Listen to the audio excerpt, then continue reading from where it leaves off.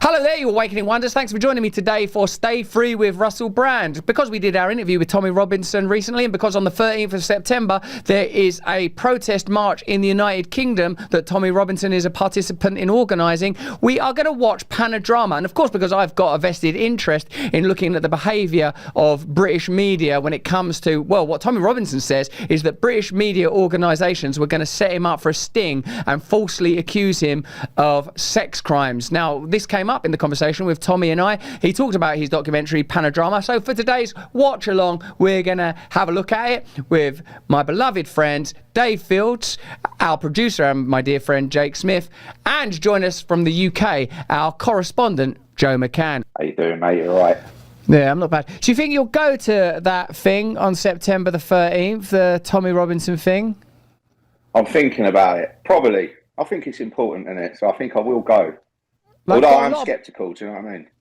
I've got a lot of people that are considering it, that are considering going, and I suppose people have them doubts about what it represents. But you know what? This bloke, Gavin DeBecker, who's a sort of a brilliant writer and who I met through Bobby Kennedy, has told me to read this book called The Brass Check. And the Brass Check talks about how from the beginning, media organisations have been owned by a small group of people, that censorship is not a modern phenomena, and propaganda and the control of information has always been more coordinated than we imagined. And the Brass Check is sort of about how that takes place. And when you read that, it's using examples where it's talking about American politics in the 1930s. There's like a guy called Jack London. I think it's the writer Jack London, and I don't know, he spoke out in favour of, I think, certain socialist ideas. And like American newspapers like the New York Times and other sort of, it's more sort of state organised American print media, and certainly it was them, all like ran spates of negative articles on him, stuff that weren't true.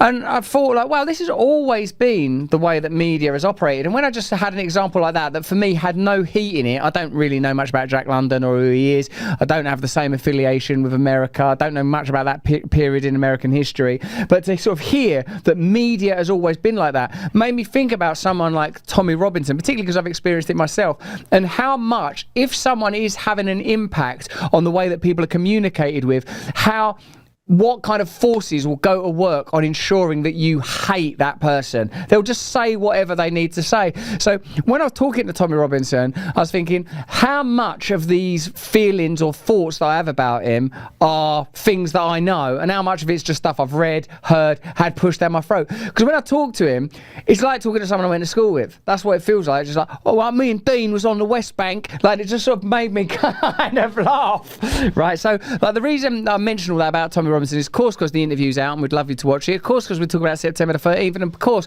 at his recommendation, we're watching Panodrama, which is a documentary Tommy Robinson's made about how Panorama, which is a bit like 60 Minutes in your country, a show that is like an in-depth look at the news, tried to set him up and frame him as a sex criminal. And they had talked to like people that had worked with him, manipulated him, suggested stuff, and in some instances paid people, and in some cases, I wonder if they'd have gone as far as to get actors to play people in a documentary, something that I've got personal experience of, to frame him. So we're going to watch that Panodrama, and it'll be interesting for you to watch it, Joe. Have you seen it before? No. And it'll be interesting for you, Dave, because Dave has been kind enough to travel to the UK with me for many of the preliminary hearings that I've had to attend as a part of the court process. As you know, I'm standing trial in the UK in June next year, and Dave has come with me. In fact, if you have a look at some of the footage and photographs, maybe Massey, you can find some of them. Like, it's Dave and Joe that are there, and Dave and Joe, and I'm hoping you, Jake, will be with me. Isaac, I'd like you and your family there, because I'm going to be there for 3 weeks in June, and we'll be streaming, we'll be making content. Like, I'll be reporting every day after the court case. Obviously, it won't be sub-judiciary anymore, because it'll be public information. There'll be press in the gallery reporting on their side of it. I'll be reporting on my side of it. Dave, so all your experiences of the UK are like sort of these smash and grab, hit and run visits. Like, how long did you stay the second time? Were you there a week the second time? I think 10 days. Yeah. I think it was 10 days. Yeah, and you stayed near my house. You had your whole kids there and everything like that. It was like, I seem to remember it being what's really weird is because it's obviously incredibly stressful to be accused of the things I've been accused of. But like, we've sort of had quite a nice time, haven't we? Like, sometimes even in the old Crown Courts, we've been like, all right. It's been a God deal. It's been because you can feel the presence of God, isn't it? That's what it is. Like when you're walking through like them, you might, if you're a regular viewer, you'll recognise Joe from the opening titles. That's Joe walking ahead of me there. Like, yeah, I've never felt the closeness of God, except for my God, birth of my children, and sometimes moments in solitary prayer. But it's a very surprising way to feel the presence of God. Of course, God is present all the time. God is always present, not just when you're in some beautiful environment with a cascading waterfall or some, when you're in like Walmart or Asda, God is with you. God is in there. And like, I've got to get myself to that state. I can't be conditional about when I'm connecting with God. I've got to be in continual, constant contact with God. Otherwise, the option is I get suicidal despair.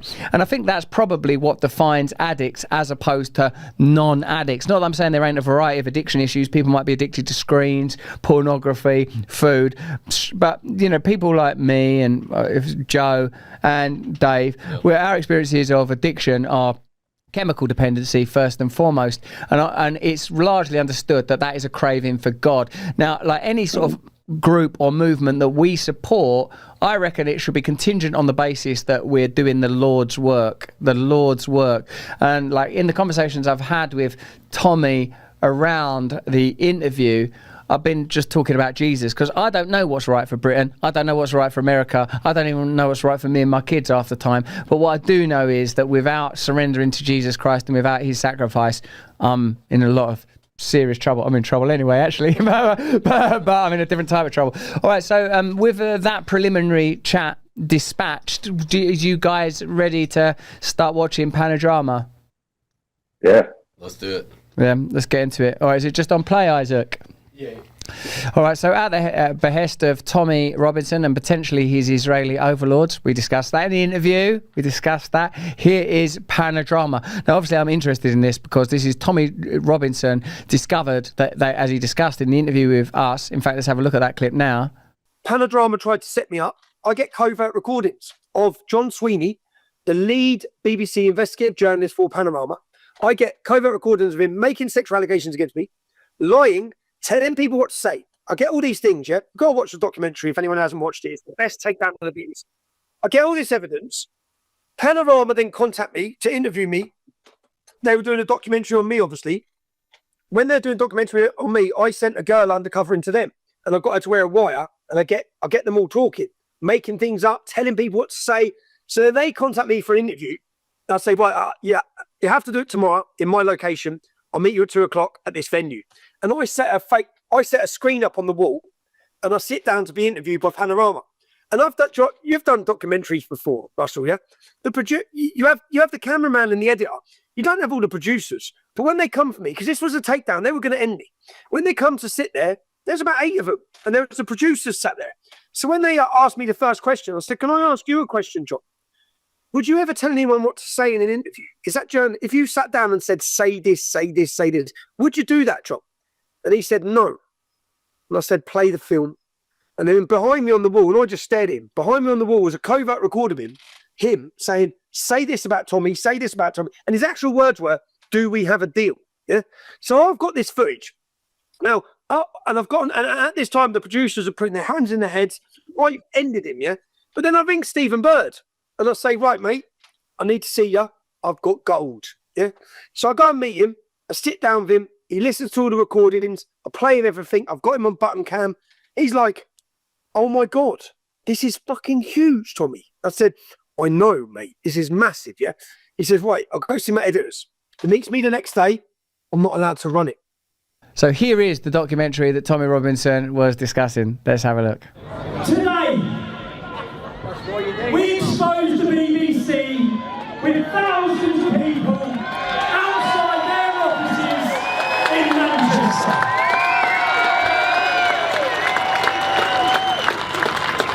The British public do not trust you anymore. What I will say, and this is the first thing I noticed about Tommy Robinson 15 years ago, is he's drummed up a crowd. Do you know what I mean? He's drummed up a crowd. Like the left, like when I was sort of more associated with the left, my version of the left, by the way, was anti-establishment, pro-free speech, sort out the relationships between government and big business. We're being lied to, the media. But it was the same. None of my opinions have actually changed, other than I've surrendered to God and try not to be such a selfish idiot. Anyway, I feel the reason I was focused on, the reason Tommy Robinson, I was interested in him, is he's a football fan. He's a normal working class man, and he's able to create this kind of interest. So no, like whether even if he was evil or the world's nicest person, I'll tell you now that the media in Britain would go, he's a pedo, he's the worst person imaginable, because they can't have someone that can drum up a crowd like that in Manchester becoming more successful and prominent. So in the interview, he said he hated you right before he really knew you and before all your change and all that. And you said you actually still, even in y'all's disagreement, like watching him now, you could still respect him and you could see a strength even if you disagreed on policy, even back in the day, right? So yeah. That mean like, I mean, for me, I look at that, I was like, you've always kind of been a free thinker, no matter what they told you you're supposed to believe. I was always against the government. I was always against the media. I was always against big business. But what was weird is I was earning all of the money out of media. And I was like, and also I was ambitious. I wanted to be a star. I wanted to be a movie star and a star comedian. And then when those things happened, and it was like, really all it was access to sleeping with women and money. That's all it really was. Like, I can sleep around now. It weren't enjoyable for itself.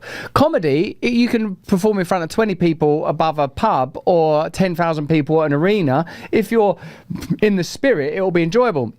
Now with Tommy Robinson, like what I thought was, I like the way that he's accessed working class people and is a focal point of their passions. And he's right, they are being ripped off.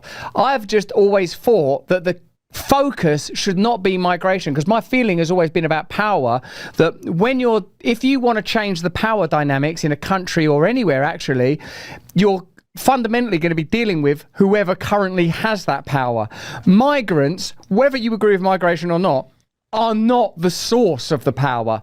You could argue they're the beneficiaries of power if there's an open border policy in the United States, or the UK are allowing too many people over on boats, or unregulated migration, or whatever it is that people are concerned about, or primarily the concern appears to be the inability for assimilation for people that hold the faith of Islam. That seems to be it, but that's not uniform and not universal, because there are Muslim communities where there is assimilation and happy cohabitation, right? And I've always felt that when you make the absolute focus migrants and Muslims, that you create and generate a hostility that's actually largely beneficial. And that's a lot of the conversation I had with Tommy Robinson was about exactly that.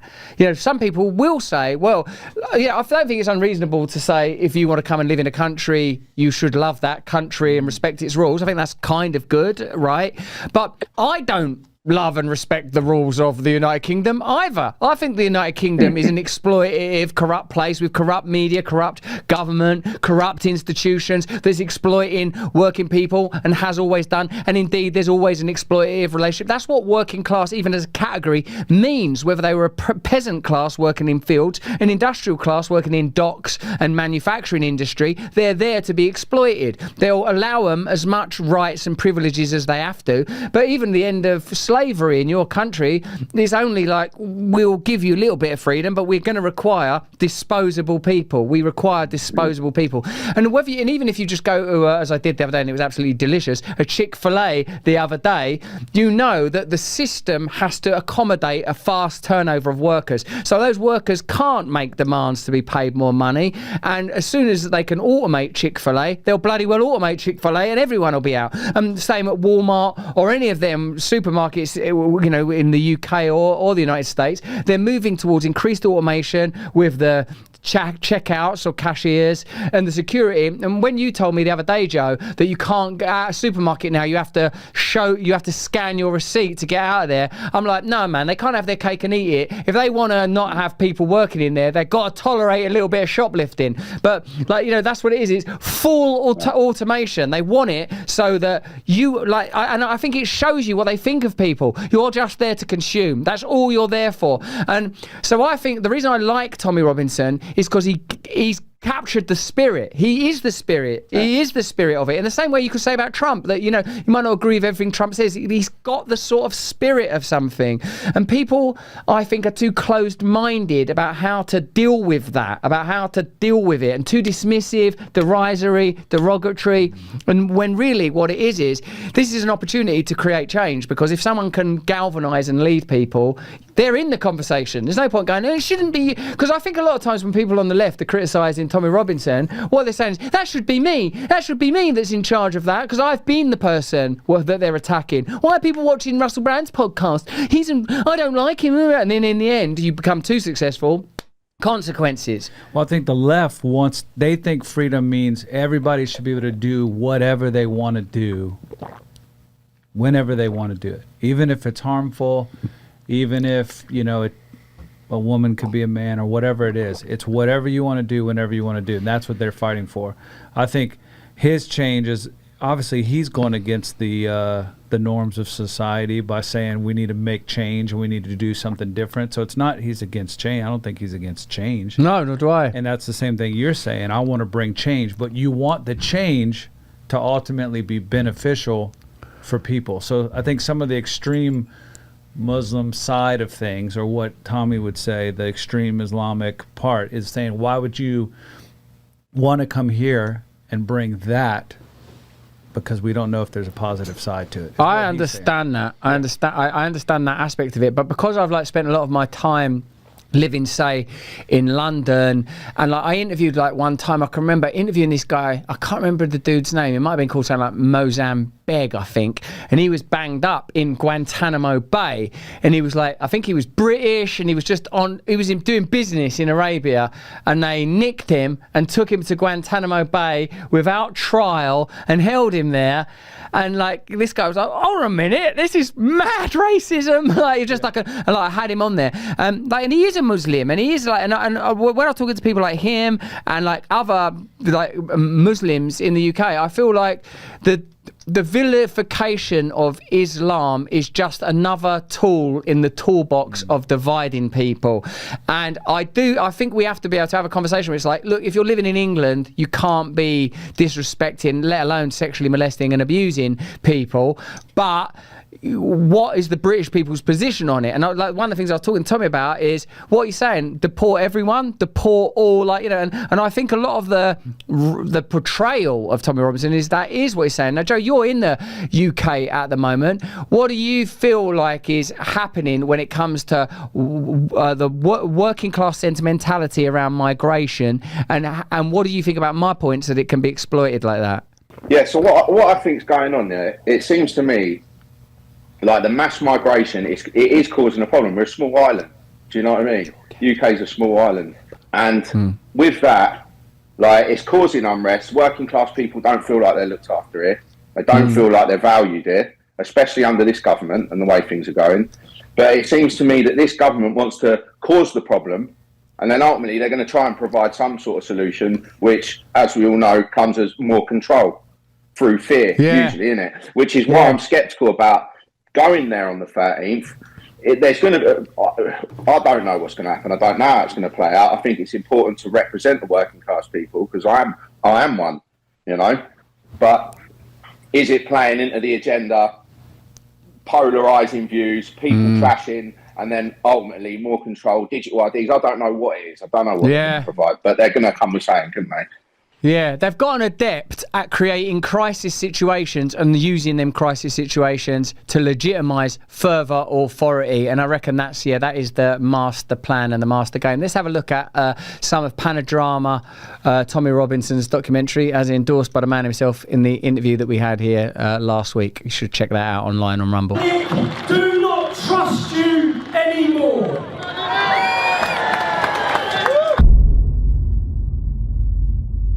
We can't make this content without the support of our partners. Here's a message from one now. The world has become increasingly divided, politically, socially, and economically, but many of these divisions stem from a deeper misunderstanding of how money, markets, and policy actually work. Wouldn't it be nice if there was an investment app that was designed by people who understand a macro perspective and how global events affect your finances? And now you can have that power in the palm of your dick. Hand. That's hand, isn't it? Is that how I get confused? With the Alio Capital app powered by Altitude AI, which identifies shifts in inflation, interest rates, and global risk, then adapts portfolios in real time. Alio is designed for hands-on or hands-off investors. Macro investing for people who want to understand the big picture. Investing is confusing. Get the Alio app to make it all simple. Go to the App Store or Google Play, or text my name Russell to 511 511. Investing involves risks, including the potential of loss of principal. Past performance does not guarantee your results. See terms and conditions. Tax fees may apply. This is a paid advertisement for Alio Capital, baby. In case you thought it was me reading Shakespeare, that was an ad.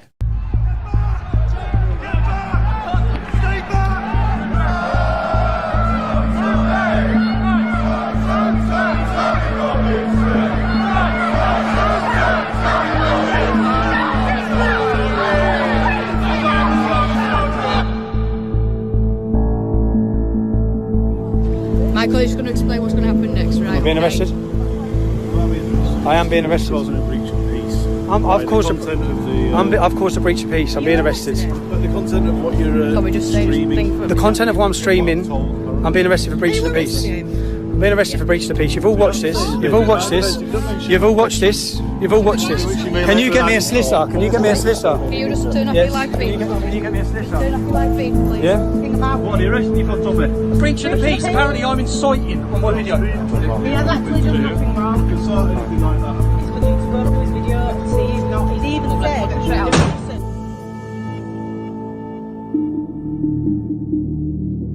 it. Since my activism started over a decade ago, the establishment, the police and the media have all been trying to take me down. The whole world saw me wrongfully imprisoned last year. 2.5 months on solitary confinement. What was the response by the media to that unlawful detention? They justified it. They lied to you. All of them reported that I pled guilty. None of them got the transcripts from the court. None of them reported the truth. We have a corrupt media. When I went to prison and 600,000 people signed a petition for my release, 30,000 people marched here demanding my release. When I come out of prison, I was completely unaware of the lengths that they were going to take me down. My PayPal was removed. That removes my ability to hire a team and work and bring you the other side of the story. My website was closed down, but I was completely unaware that Panodrama, the world's leading investigative journalist documentary, were working on a program about me with the working title, Tommy Takedown. This was their final punch. They were about to... I love this guy. So you have a reference for him, just like Guy Ritchie films, or... I don't know. Like just a UK boxer of some sort. Yeah. He gets the fact that he can draw a crowd makes him dangerous. Yeah. Yeah. And like, he's a nightmare because genuine working class, like, and just a kind of indomitable spirit. Like, he's like most people, like, I think it's actually about most people that I disagree with on something, like, say Trump or whatever, like, that guy's not, obviously he's motivated by money in terms of his corporate and commercial endeavors, but someone's putting himself in a lot of aggravation. Or Bobby Kennedy, like, he don't need this stuff. He's putting himself in a position where, like, he's just going through nightmares, he's going to get attacked, and he's clearly motivated by something. So Tommy Robinson, what is motivating this guy? Like, it's not, like, he's got something in him that's very authentic. Well, if he just tells story how all of his money and everything just gets cut off, it wouldn't make me want to go, you know, more on the offensive, but he seems to be so courageous to keep putting himself out there. I mean, and you know that, like, the fact that they could just say, we're cutting you off, like a YouTube. We're not going to give you that money anymore. I mean, that's a crazy thing. But I think a guy like this is the reason why he's drawing a crowd is because you relate to that sort of courage that it takes to put yourself out there no matter what the cost is to you. Whenever someone's a threat, they have to legitimize taking them down. They have to go, all right, this is a problem. What would make this problem go away? And then I just imagine them sort of chewing pencils. Oh, well, if he's a rapist, cool. Yeah. That's it. That's what we'll do then. And ultimately, like, they don't care about migrants or Muslims, the people that are like opposed to Tommy Robinson in media and in government institutions. They're not sort of sat up at night sort of thinking, what can we do? But in general, we've started to recognise that they're part of a kind of network, whether formal or informal, of interests that benefit from being able to exert control and direct profit and control information, whether that's like official media sites, New York Times, Guardian, CNN, BBC, all those kind of media networks that have lost their control with the advent of the internet. Like, of course, online technology can be used for surveillance, for further propaganda, but I feel like it evolved in unpredictable ways, and it generated a whole bunch of independent journalists and pundits and commentators, and we're living through the phase of where the old institutions of power work out how to shut that down. Now, Tommy Robinson sort of spans and precedes that in so much as his activism was at first old school, like marches and flyers and leaflets and, you know, stuff that was affiliated with football. And even if, as I've said at the beginning of this, I have queries and questions and concerns about the focus on Islam and Muslims and the potential that that has to create further division without solutions, and that it doesn't locate the problem primarily within the establishment and the institutions of power where the power is actually held. What I do believe in is his authenticity and his personal integrity. And like my kind of, he did say in the interview, oh, you're like a utopian, but like the thing that is, if maybe hopefully is a better word than utopian, because it's a sort of a hideous word really, but my prayer is that you could get to the point where members of the Muslim community in the UK and Tommy Robinson's constituency could go, right, well, what are we talking about here then? What's the sort of solution?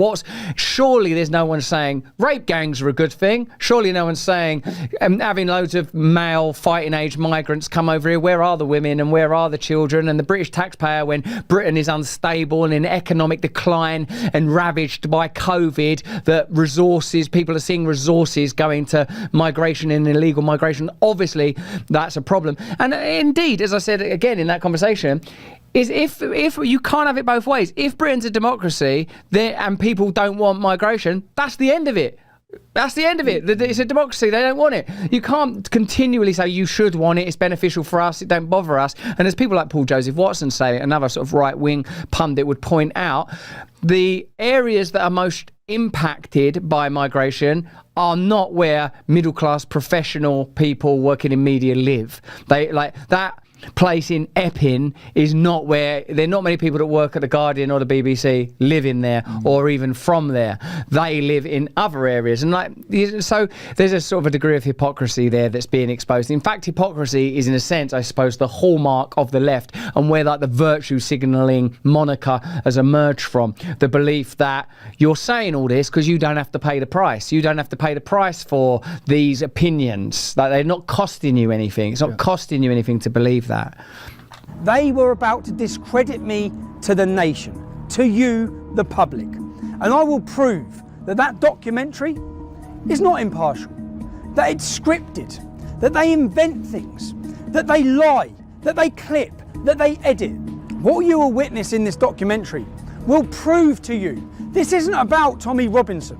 This is about all the people that have been lied to, all the people who have been mislabeled. Despite all their efforts to silence me, it became very apparent that something far more sinister was going on. We're going to have to take a short break for a message from our partners. It will be very brief, and we'll be back with our content. Stay with us. Most coffee, all it does is it helps you to organise a stool in that inward back pocket you call the butt.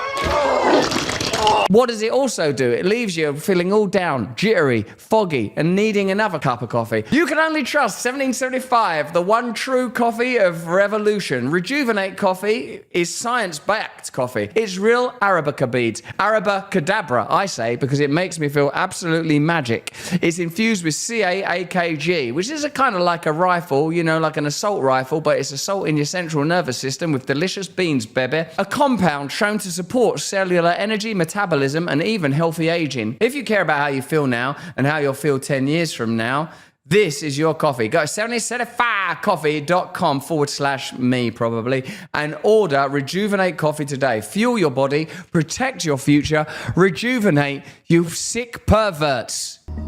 With the collusion between the establishment, Panodrama, and a far left extremist organisation called Hope Not Hate, you're going to hear about the tactics they use to get the narrative they want.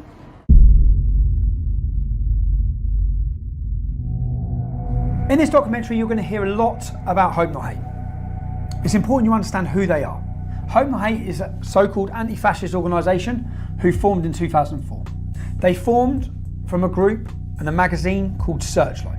Nick Lowles, who now leads Hope Not Hate, was a lead member of Searchlight. In 1984, Searchlight worked alongside Panodrama to fraudulently edit footage which they were prosecuted or taken to court and sued for. They paid £1 million damages to Conservative MPs who they wrongfully edited footage to link them with far-right extremist groups. Hope Not Hate brand themselves as an anti-fascist organisation. They're there to tackle fascism. In reality, they label, slander and attack anyone who speaks out against open borders or against Islam. The worrying thing is they have a lot of influence. For example, all media outlets across the UK, across the world, take what they say as credible and they work hand in hand with them. From CNN, The Guardian, Huffington Post, The Independent, Sky News, Newsnight, Panorama, The Metro, The Sunday Times, they even advise the UN. If you're watching us on YouTube, we have to leave you there, possibly because you can't show Tommy Robinson on YouTube. I can't remember. Wherever you're watching us anyway, click the link in the description and join us over on Rumble Premium. If you haven't got Rumble Premium yet, get Rumble Premium now. They advise counter-terrorism. In their advice to the UN, they say that our Day for Freedom demonstration that many of you would have watched was a far-right extremist rally. That's fake news, being given as credible information and taken as expert info by the UN. Our Day for Freedom demonstration